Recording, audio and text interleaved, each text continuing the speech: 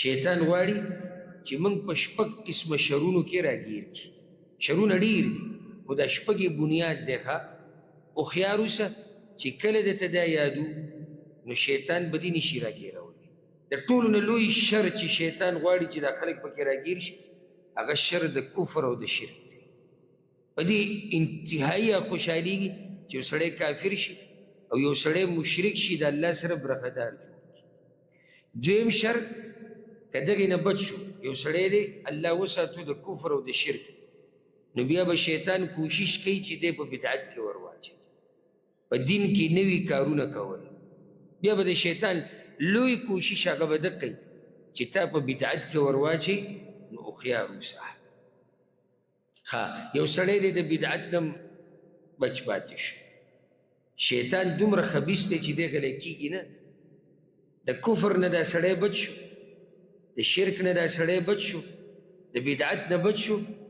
نو که د دې هر څه نه بچ شو نو بیا به دې په کبیره ګناهونو کې ور واچوي، په غټو ګناهونو کې به دې ور واچوي.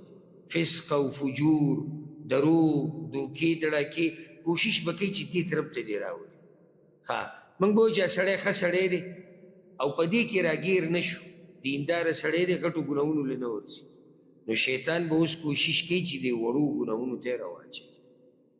ځکه دا خبره یې ده که دا واړه ګناهونه دروازه ده غټې ګناهونو ته، او په دې غټو ګناهونو کې چې اخته یې اخته یې په بدعت کې به واقع شي. په بدعت کې چې واقع بعض داسې بدعات دي چې انسان لره کفر او شرک ته وباسي. یو دروازه پتا کولاوي نو تا ته به څه وایي مړه دا خو وړه ګناه ده او دا خو صغیره ګناه ده والله بخي. یاد ساته چې کله انسان صغیره ګناه بار بار کوي او بیا یې بیا کوي هم د دې نه غټه ګناه جوړه شي.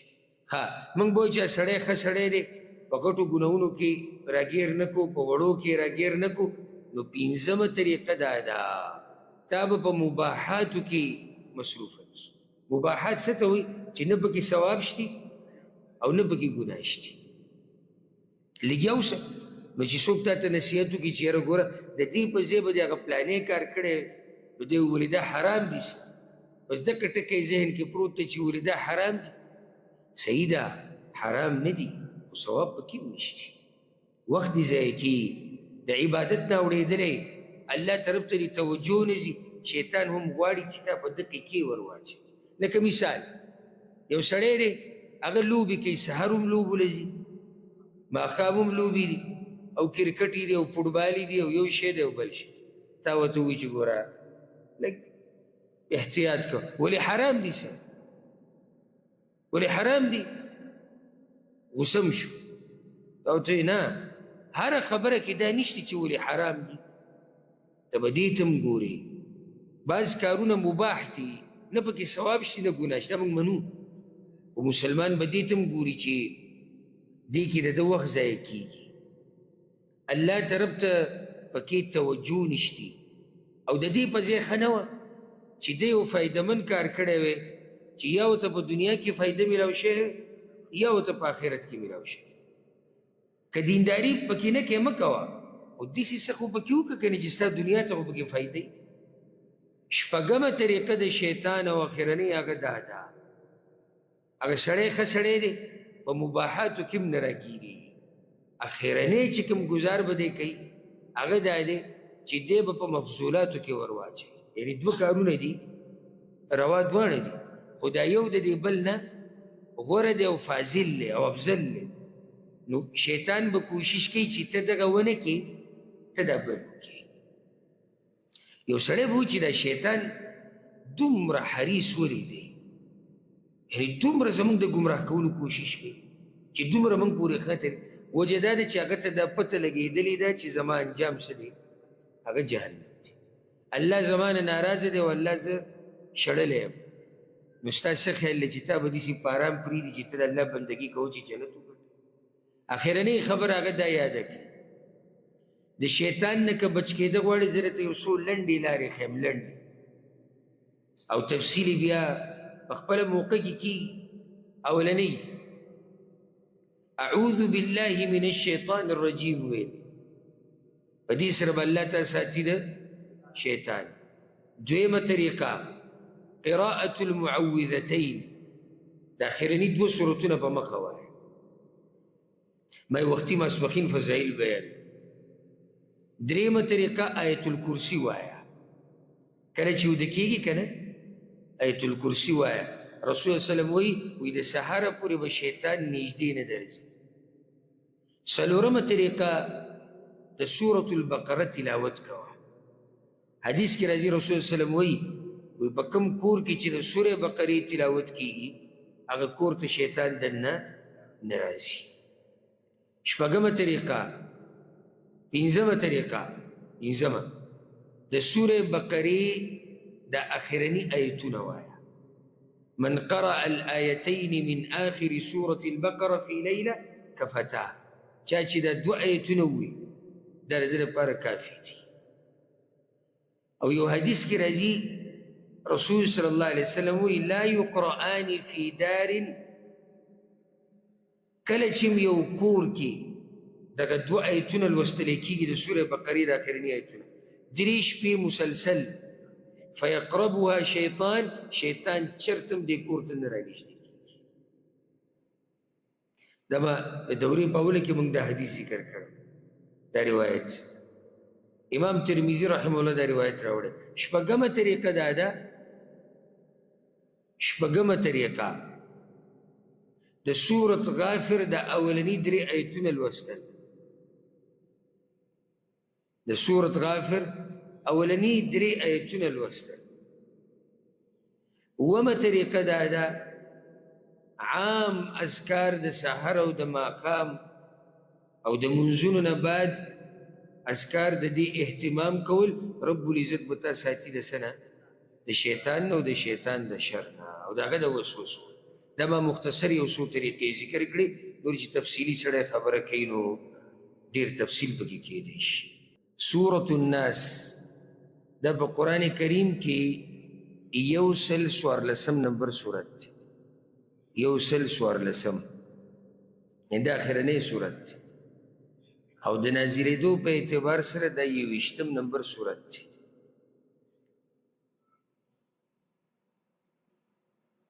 دا خبره موږ ذکر کړې وه چې دې کې اختلاف دی چې دا 2 صورتونه مدني دي او که مکي دي. راجح دا دی موږ چې دا مکي صورتونه دي. دې صورت کې په سورة الناس کې 6 آیتونه دي.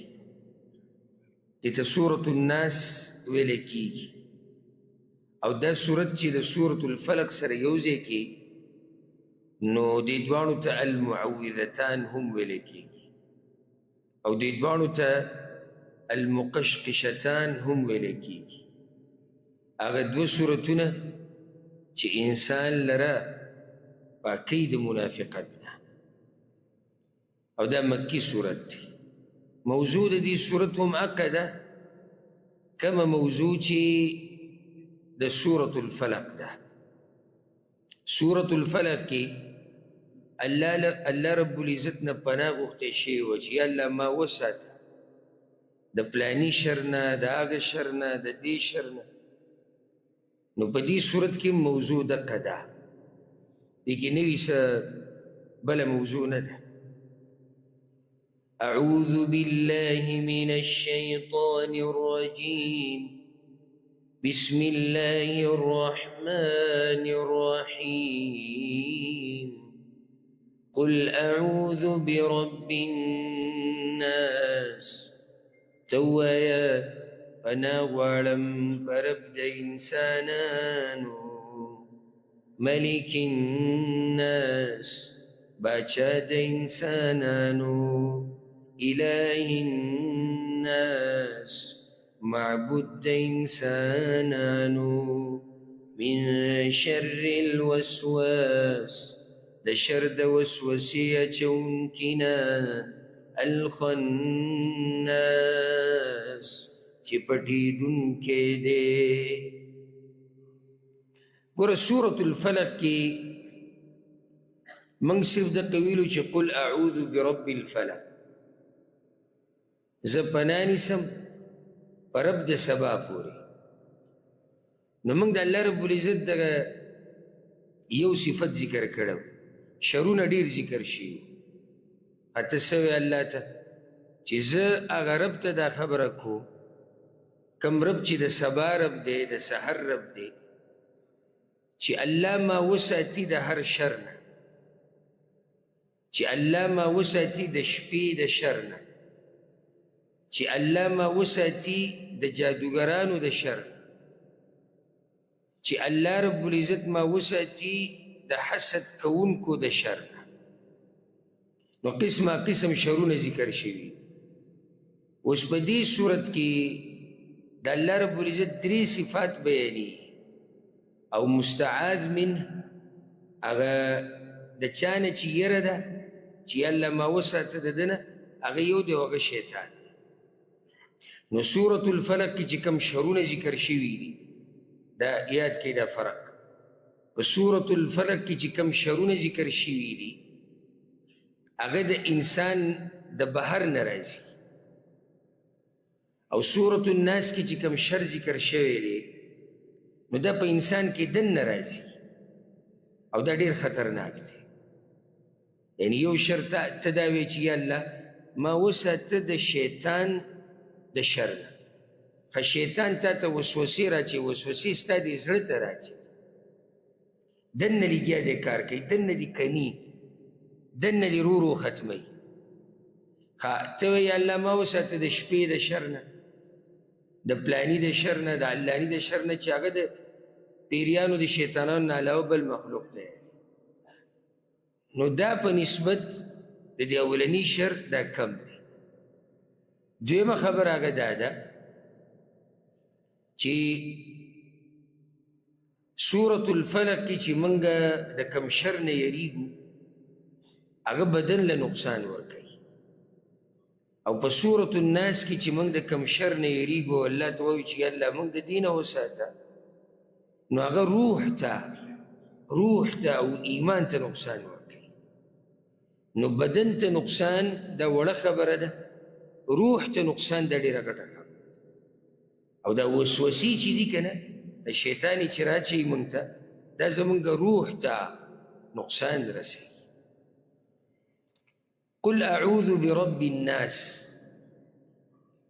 تو وایه زه پناه نیسم په رب د انسانانو پورې بیا ویلي دي ملک الناس باچا د انسانانو بیا ویلي دي اله الناس معبود د انسانانو نو دا ربي په مخکې کو ګوره بیا یې د باچایي صفت ذکر کو او بیا یې وله صفت د الوهیت ذکر کو چې د هغه بندګي کیږي نو دې ترتیب ته ګوره الله رب دی یعنی دا هر څه هغه پیدا کړي دي نظام د دې مخلوقاتو هغه چلی شر لرې کول فایده ورکول دا هر څه د هغه په لاس کې دي نو هغه رب دی نو چې رب دی نو بیا باچا د خلکو دی دا خلک ټول د هغه د بندګۍ او د هغه د زور لاندې دي چې رب هم دی باچا هم دی نو بیا هغه یوازې د عبادت حقدار دی اله الناس داسې څوک نشتی چې د الله رب العزت سره شریک شي الله یک یوازې د عبادت حقدار دی وختي موږ دغه تفصیل په سورة الاخلاص کې وکړو اله الناس من شر الوسواس الخناس یا الله ما وساته د شر د وسواس نه وسواس یعنی چې بار بار وسوسې راځي الخناس پټیدونکی دی الله اکبر شیطان چې دی که نه دی یتوارا و یختفي علماء دی پټي کله یو طرف ته کله بل کله مخکې کیږي کله وروسته کیږي نو کله چې عبدالله بن عباس رضی الله عنهما د دې ښه وضاحت کړی دی امام ابن ابي شيبه رحمه الله دا اثر راوړی دی وی الشیطان جاثم على قلب ابن آدم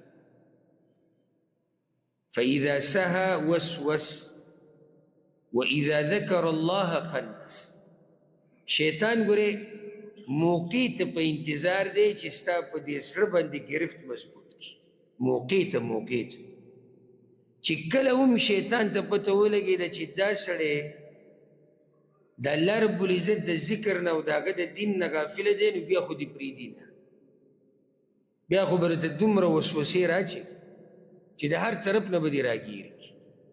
او چې کله تا د رب العزت ذکر کوو هغه دې یادو نو دی به تښتي دی به پټېږي. دا د بزدلي ده. او الحمدلله په دوو خبرو، یوه ده شیطان له الله داسې زور نه دی ورکړی چې موږ په زور زبردستۍ ګمراه کړي. په دې د الله شکر دی. یعنې د اوسه پورې چېرته تاسو څوک داسې لیدلی دی چې سهار منزله نه دی راغلی او شیطان ورته زنځیرونه اچولي دي او کټ پورې تړلی. موږ پسې وروسته ورغلو چې ویم کتو نو سړي ته خو زنځیرونه پراته دي. یا څوک هم داسې لیدلی دی چې په زوره شیطانانو دو درې شیطانانو نیولی دی او چت کړی دی او د نایي دې دوکان ته بولی دی او دا ګیره یې ترې لرې کړې ده او په دې ویښتو کې دا ډیزاینونه او دا هر څه داسې خو لا اوسې پورې نه دي شي. نه په زوره څوک بولی دی چې ته دا سود وخوره، نه په زوره دا سود راغستی دی چا په خوله کې ورمنډلی دی. په دې د الله شکر دی. کار د شیطان هغه وسوسه ورچوي فقط. اوس مخکې د ایمانه پورې خبره ده. د چا ایمان دومره کمزوری دی چې هغه وسوسې ته نشي ټینګېدی. معمولی وسوسه او بس دی جو په شیطان پسې روان شو. معمولی ورته شیطان دا خبره وکړه مړه سبا به وکړي. دی د دقه یو ټکي سره چې سبا به وکړي د ده قیسه ټوله لاړه راله او دی کېناستو ډډه یې ولګوله وایي زه سبا به وکړم. ایمان کمزوری خبره د ایمان.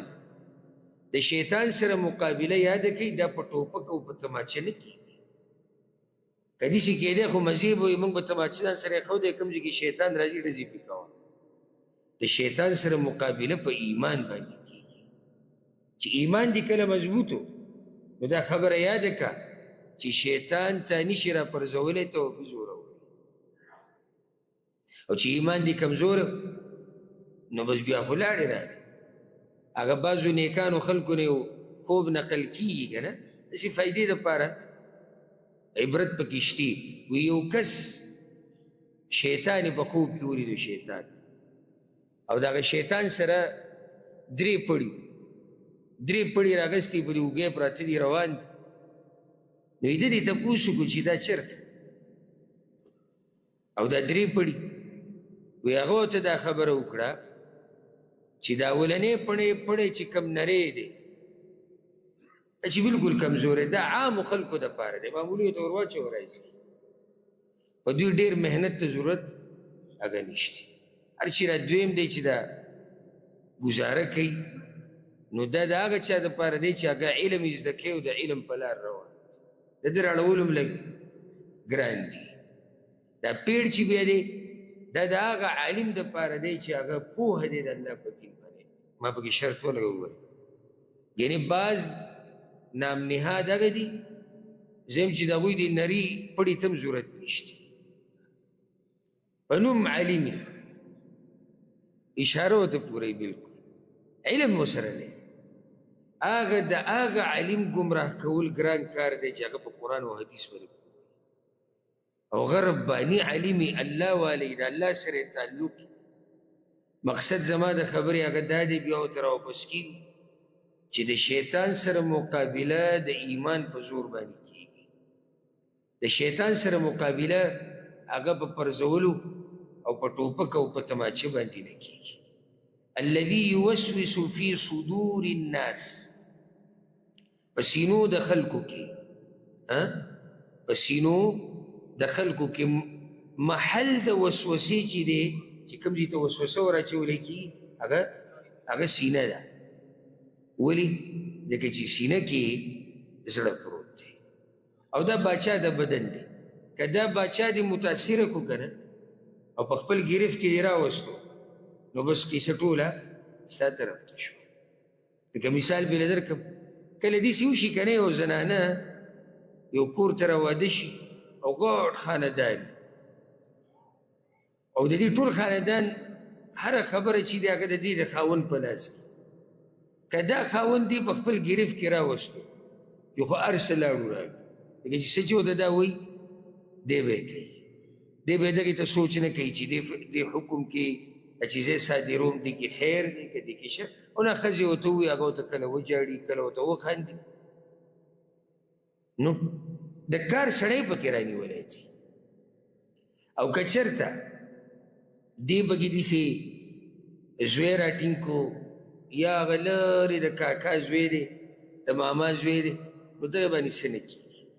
نو شیطان خبیث ته پته ده چې زه اصل چې کوم نه کار کېږي هغه دا زړه دی، دا زړه دله راټینګوي.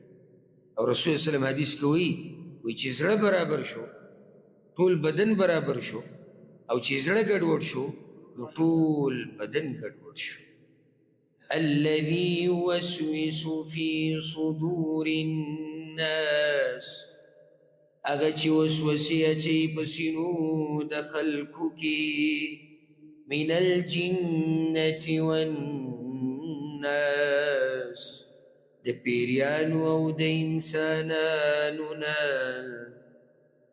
الذي يوسوس في صدور الناس، بل فائده دا یاد کړئ د هر انسان سره یو پیری ملګری شته. د هر انسان سره یو پیری شیطان ملګری شته. دا انسان هر وخت په دغه کوشش او مهنت کې دی او د ده سره په مقابله کې دی. نو کله انسان پې زورور شي او کله دغه شیطان او دغه پیری په ده باندې زورور شي. حدیث کې رسول صلی الله علیه وسلم وی په صحیح مسلم کې دا حدیث دی د عبدالله بن مسعود رضی الله عنه نقل دی. وی رسول صلی الله علیه وسلم وی ما منکم من احد الا وکل به قرینه من الجن، په تاسو کې هر سړي سره یو پیری ملګری دی. قالوا وإياك يا رسول الله، هغوی یا رسول الله تاسو سرم دی؟ وی ما سرم دی. الا ان الله اعانني علیه، مگر الله رب العزت زما مرسته کړې ده د دغه پیري په مقابله کې. نو فاسلم، هغه اسلام قبول کړی دی. د اسلم کې یو فایده راته ذکر کړم. که موږ دا فاسلم په زبر د میم سره ووایو که نه فاسلم، نو معنی دا شي چې هغه پیري مې اسلام قبول کړی دی، هغه شیطان اسلام قبول کړی دی، نو ما ته څه نقصان نشي رسولی. دا په بله طریقې سره وویلی شي فاسلمو، او ما سره هم شتي خو الله زما مرسته کړې ده د هغه په مقابله کې او زه یې ساتلی یم په سلامتیا کې، ما ته نقصان نشي رسولی. نور دا پیری د شیطان د هر چا سره ده، د هر چا سره ده. یو بله فایده یاده کړه، شیطان وسوسه څنګه ورچوي په یو څو طریقو سره. یوه ده الشیطان یجري من ابن آدم مجرى الدم، په دې وینه کې دننه ګرځي، لکه دې وینه کې دې رګونو کې وینه ګرځي که نه، دقه شان دی په دې بدن کې او په دې رګونو کې ګرځي را ګرځي او دته وسوسې ورچوي. هغه مشهور حدیث دی چې رسول صلی الله علیه وسلم کله د خپلې بیبي سره ناسو، صفیه رضی الله عنها او دوه ځوانان تېرېدو، نو هغوی داسې تیز تیز روان شو. رسول صلی الله علیه وسلم هغوی ته ویوي رو زی دا صفیه دا زما بیبي ده. هغوی ته سبحان الله یا رسول الله، د الله رسوله موږ په تاسو دغه شک خو نه کوو. ورته ویي نه نه صحیح ده، خو شیطان د انسان په بدن کې داسې ګرځي لکه دا وینه چې په دې رګونو کې تاویږي را تاویږي. او زه یېرېدمه داسې نه چې ستاسو زړه ته نور څه ور واچوي. د شیطان دویمه طریقه د وسوسې د اچولو دا دی چې تا ته په مانځه کې وسوسه در اچوي، په مانځه کې به دې ګډوډ کوي. ښه روغ رمټ به خو چې دې مانځه ته ودرېدې نو خوب به هم درځي، اګرمي به هم درځي، سوچونه به هم راشي، ټینشن به هم راشي، او ته به خطا هم شي چې 2 رکاته و که 3 4 که 15. دا ټول د شیطان د طرف. درېیمه طریقه د شیطان دا ده، زه په حدیث نه ذکر کوم ځکه چې وخت موږ سره لږ دی. درېیمه طریقه د شیطان دا ده چې بنده لره شکي کوي په باره د هغه د رب کې. او حدیث کې دا راځي په صحیح بخاري کې دی په صحیح مسلم کې هم دی چې شیطان به تاسو ته وسوسې درچي نو تاسو ته به وایي چې من خلق کذا من خلق کذا دا پلانې شی چا پیدا کړی دا پلانې چا پیدا کړی پلانې چا پیدا کړی حتی یقول من خلق الله تر دې چې خبره به دې ته راورسي چې دنه به تپوس وکړي چې بیا چې دا الله رب العزت د هر څه پیدا کړي دي نو د الله چا پیدا کړی دی نو شیطان بیا کوشش کوي چې دا بنده شکی کي په باره د رب کې څلورمه طریقه دا ده چې کله انسان ویده شي که نه نو د ده د سر ته غوټې ورچي غوټې او حدیث کې دا راځي رسول صلی الله علیه وسلم وایي کله چې تاسو ویده شئ که نه نو شیطان راشي درې غوټې ور واچي درې ستاسو د دې سټ سره د کیسې سره درې غوټې ور واچي او په هره غوټه باندې چوف کوي دم پې کوي دم هغه چوف یې څه دی اوده شه علیک لیل طویل لا ډېره شپه پاتې ده فرق او دا چوف پې ور اچي پنځمه طریقه هغه دا ده چې شیطان د انسان په غوږ کې میچازي کوي تر دې چې دی د سهار د منځه نه اوده پاتې شي هغه حدیث کې راځي که نه او دا حدیث هم صحیح بخاري صحیح مسلم کې دی چې د رسول وسلم په خوا کې د یو کس تذکره وشوه و یا رسول الله اوده و پانسېدو تر دې چې سهار شو رسول وسلم وایي ذاک رجل بال الشیطان فی اذنیه دا هغه سړی دی چې شیطان د ده په غوږونو کې میچازي کړي بله یو مسله یاده کړئ او دا اهمه مسله ده شپږ شرونه دي چې شیطان یې زموږ نه غواړي شیطان غواړي چې موږ په شپږ قسمه شرونو کې راګیر کړي شرونه ډېر دي خو دا شپږ یې بنیاد دی ښه هوښیار اوسه چې کله درته دا یادو نو شیطان به دې نشي راګیرولی د ټولو نه لوی شر چې شیطان غواړي چې دا خلک پکې راګیر شي هغه شر د کفر او د شرک دی په دې انتهایی خوشحالېږي چې یو سړی کافر شي او یو سړی مشرک شي د الله سره برخدار جوړ کړي دویم شر که دغې نه بچ شو یو سړی دی الله وساتو د کفر او د شرک نو بیا به شیطان کوشش کوي چې دی په بدعت کې ور واچوي په دین کې نوي کارونه کول بیا به د شیطان لوی کوشش هغه به ده کوي چې تا په بدعت کې ور واچوي نو هوښیار اوسه یو سړی دی د بدعت نه بچ پاتې شو شیطان دومره خبیث دی چې دی غلی کېږي نه د کفر نه دا سړی بچ شو د شرک نه دا سړی بچ شو د بدعت نه بچ شو نو که د دې هر څه نه بچ شو نو بیا به دې په کبیره ګناهونو کې ور واچوي په غټو ګناهونو کې به دې ور واچوي فسق او فجور دروغ دوکې دړاکې کوشش به کوي چې دې طرف ته دې راولي موږ به وایو چې سړی ښه سړی دی او په دې کې راګیر نه شو دینداره سړی دی غټو ګناهونو له نه ورځي نو شیطان به اوس کوشش کوي چې دې وړو ګناهونو ته یې راواچوي ځکه دا خبره یې ده که دا واړه ګناهونه دروازه ده غټې ګناهونو ته او په دې غټو ګناهونو کې چې اخته په بدعت کې به واقع شي په بدعت کې چې واقع بعض داسې بدعات دي چې انسان لره کفر او شرک ته وباسي یو دروازه پتا کولاوي نو تا ته به څه وایي مړه دا خو وړه ګناه ده او دا خو صغیره ګناه ده والله بخي یاد ساته چې کله انسان صغیره ګناه بار بار کوي او بیا یې کوي هم د دې نه غټه ګناه جوړه شي موږ به وایو چې سړی ښه سړی دی په غټو ګناهونو کې راګیر نه کو په وړو کې راګیر نه کو نو پنځمه طریقه دا ده تا به په مباحاتو کې مصروفه کړي مباحات څه ته وایي چې نه پکې ثواب شتي او نه پکې ګناه شتي لګیا اوسه نو چې څوک تا ته نصیحت وکړي چې یاره ګوره د دې په ځای به دې هغه پلانې کار کړی نو دی وویلې دا حرام دي بس دکه ټکی ذهن کې پروت دی چې وویلې دا حرام دي صحیح ده حرام نه دي خو ثواب پکې هم نشته وخت دې ضایع کېږي د عبادت نه اورېدلی الله طرف ته دې توجه نه ځي شیطان هم غواړي چې تا په دقې کې ور واچوي لکه مثال یو سړی دی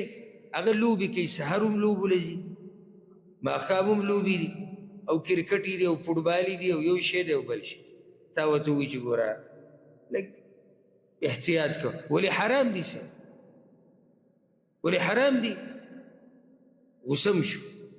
او ته نه، هره خبره کې دا نشته چې ولې حرام دي. ته به دې ته هم ګورې. بعض کارونه مباح دي، نه پکې ثواب شته نه ګناه شته، موږ منو. خو مسلمان به دې ته هم ګوري چې دې کې د ده وخت ضایع کېږي، الله طرف ته پکې توجه نشتی. او د دې په ځای ښه نه وه چې دی یو فایدهمند کار کړی وی چې یا ورته په دنیا کې فایده میلاو شوې یا ورته په آخرت کې میلاو شوې. که دینداري پکې نه کې مه کوه، خو داسې څه خو پکې وکړه که نه چې ستا دنیا ته خو پکې فایده وي. شپږمه طریقه د شیطان او اخرنۍ هغه دا ده، هغه سړی ښه سړی دی په مباحاتو کې هم نه راګیري. اخرنۍ چې کوم ګزار به دی کوي هغه دا دی چې دی به په مفضولاتو کې ور واچوي. یعنې دوه کارونه دي، روا دواړه دي، خو دا یو د دې بل نه غوره دی او فاضل دی او افضل دی. نو شیطان به کوشش کوي چې ته دغه ونه کړې، ته دا بل وکړې. یو سړی به و چې دا شیطان دومره حریص ولې دی، یعنې دومره زموږ د ګمراه کولو کوشش کوي چې دومره موږ پورې خطر. وجه دا ده چې هغه ته دا پته لګېدلې ده چې زما انجام څه دی، هغه جهنم دی. الله زما نه ناراضه دی او الله زه شړلی یم. نو ستا څه خیال دی چې تا به داسې په ارام پرېږدي چې ته د الله بندګي کوو چې جنت وګټې؟ اخرنۍ خبره هغه دا یاده کړي، د شیطان نه که بچ کېده غواړې زه درته یو څو لنډې لارې ښیم، لنډې او تفصیلي بیا په خپله موقع کې کېږي. اولنۍ اعوذ بالله من الشیطان الرجیم ویل، په دې سره به الله تا ساتي د شیطان. دویمه طریقه قراءة المعوذتین، د اخرني دوه صورتونه په مخه وایه. ما وختي ماسپښین فضایل بیان. دریمه طریقه آیت الکرسی وایه، کله چې وده کېږي که نه آیت الکرسی وایه. رسول الله وسلم وی د سهاره پورې به شیطان نږدې نه درځي. څلورمه طریقه د سورة البقره تلاوت کوه. حدیث کې راځي رسول الله وسلم وی په کوم کور کې چې د سورې بقرې تلاوت کېږي هغه کور ته شیطان دننه نه راځي. شپږمه طریقه، پنځمه طریقه، پنځمه د سورې بقرې د اخرني آیتونه وایه. من قرأ الآيتين من آخر سورة البقرة في ليلة كفتاه، چا چې دا دوه آیتونه ووایي دا د ده لپاره کافي دي. او یو حدیث کې راځي رسول صلی الله علیه وسلم وی لا یقرآن فی دار، کله چې یو کور کې دغه دوه آیتونه لوستلی کېږي د سورې بقرې د اخرني آیتونه 3 شپې مسلسل، فیقربها شیطان، شیطان چرتم دې کور ته نه رانږدې کېږي. دا به د دورې په اوله کې موږ دا حدیث ذکر کړی، دا روایت امام ترمذي رحمه الله دا روایت راوړی. شپږمه طریقه دا ده، شپږمه طریقه د سورة غافر د اولني 3 آیتونه لوستل. د سورة غافر اولني 3 آیتونه لوستل. اومه طریقه دا ده عام اذکار د سحر او د ماښام او د منځونو نه بعد اذکار د دې اهتمام کول. رب العزت به تا ساتي د څه نه؟ د شیطان نه او د شیطان د شر نه او د هغه د وسوسو. دا ما مختصر یو څو طریقې ذکر کړي، نور چې تفصیلي سړی خبره کوي نو ډېر تفصیل پکې کېدی شي. من الجنة والناس، د پیریانو او د انسانانو نه دي. ها د شیطان ورچی وسوسې په سینو د خلکو کې، او دا شیطانان په پیریانو کې هم دي او په انسانانو کې هم دي. یو تفسیر دا شو، شیطان په پیریانو کې هم دی، انسانانو کې هم دی، دواړه وسوسې ورچوي. دا بل هم ګوره وسوسه ورچوي. دا چې تا سره لګیا دی، ګوره انسانانو کې چې شیطان دی هغه ماته مخامخ خبره کوي. ګوره که ته وي تلی وې او که تا داسې کړی وې، که تا خبره یې زما زړه ته راواچوي.